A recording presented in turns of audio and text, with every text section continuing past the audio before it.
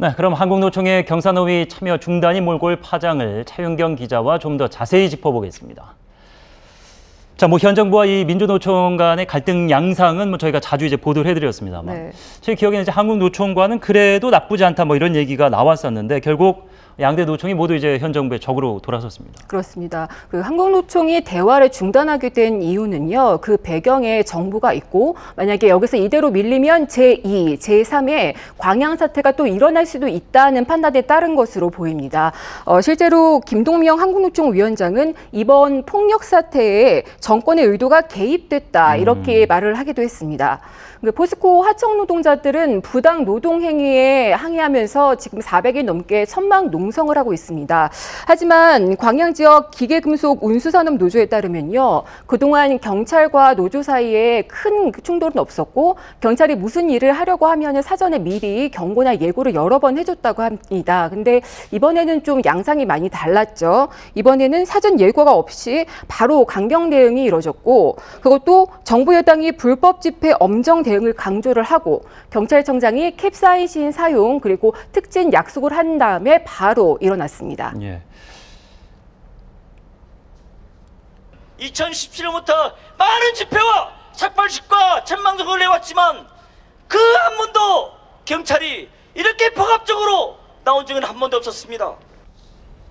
네, 격앙된 목소리 그리고 그 앞서 사용됐던 자료 화면이 옛날 자료 화면이 아니고 최근 모습입니다. 그렇죠, 그러니까 최근입니다. 이제 극명한 갈등 상황을 곤봉이 먼저냐 쇠파이프냐 먼저냐는 얘기가 나올 정도로 윤희근 체제 경찰청이 좀 무리수를 뜬 거 아니냐 이거와 경찰이 그럴 수 있는 거 아니냐 정당한 공권력 사용 아니냐 이렇게 맞서고 있죠? 그렇습니다. 방금 말씀하셨다시피 그 쇠파이프를 아까 농성자가 좀 휘둘렀었는데요. 예. 경찰은 노조의 그 저항이 아주 격렬했기 때문에 불가피했다 이런 입장입니다. 그 정부 여당 같은 경우에는 그동안 노조의 집회가 교통체증 그리고 소음 등을 일으키는 등 그 국민의 불편을 초래했다 이렇게 얘기를 하면서 계속 집회에 대한 강경 대응을 주문했었고요. 여기에 동의하는 여론도 있었습니다. 그런데 이번 진압에서는 무릎으로 목을 누르고 또 수갑을 앞이 아닌 뒤로 채우는 모습이 있었고 또 난간도 없는 7m 높이의 망루에서 곤봉으로 농성자의 머리를 치어서 농성자가 피를 흘리는 사진들이 퍼뜨리면서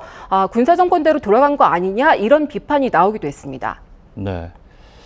정부가 1호 개혁으로 내세웠던 게 노동개혁인데 앞서 주 69시간 논란도 있었습니다만 사실 그 노동자를 위한 개혁 그리고 산업계를 위한 개혁 더 나아지기 위한 개혁이 아니고 어떻게 보면 사용자와 고용자의 갈등이 증폭되는 양상으로 가는 거 아닌가. 그래서 이번 사안도 동력을 잃게 되는 또 이유로 작용하지 않을까 이런 우려 시선이 있는데. 그렇습니다. 말씀하신 대로 이 노동 분야는 굉장히 갈등이 심해요. 그래서 사회적인 대화가 많이 필요합니다. 예. 하지만 지금 정부가 대화의 중요 협상 파트너인 노조를 인정하지 않고 있다라는 지적들이 나오고 있습니다.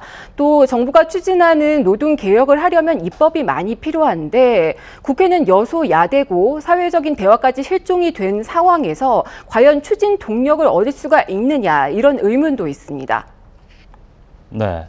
앞서 이제 노란봉투법도 마찬가지입니다만 이제 야당의 입장에서는 노동자의 편이다를 계속 주장을 하고 있고 여당도 마냥 이제 이 노조 측과 갈등을 겪을 수밖에 없는 게 부담인 이유가 이제 총선을 앞두면 여기 그렇습니다. 또 표가 관여되지 않습니까? 예, 셈법이 좀 다를 것 같아요. 그렇죠. 고용노동부의 통계를 보면 지난해 기준으로 한국노총 조합원이 123만 명이고요. 예. 그리고 민주노총 조합원은 121만 명입니다. 예. 국내 노조 근데 조직률이 14%입니다. 그러다 보니까 정부 여당 같은 경우에는 양대 노총을 제외하고 그 노조 밖에 있는 조직화되지 않은 노동 약자들을 끌어모으려고 하는 그런 모양새도 일부 보이고는 있습니다. 하지만 조직화된 힘은 강하고요. 또 그 노총에 결합하려는 야권들이 많기 때문에 당분간 그 강대강의 대치 구도는 계속될 것으로 보입니다. 예. 양대 노조 집회와의 갈등은 현 정부와 노동자의 갈등으로 붙여질 수 있기 때문에 좀 부담일 텐데 대화 채널을 좀 끝까지 유지할 수 있는 방안이 나왔으면 좋겠습니다. 고맙습니다.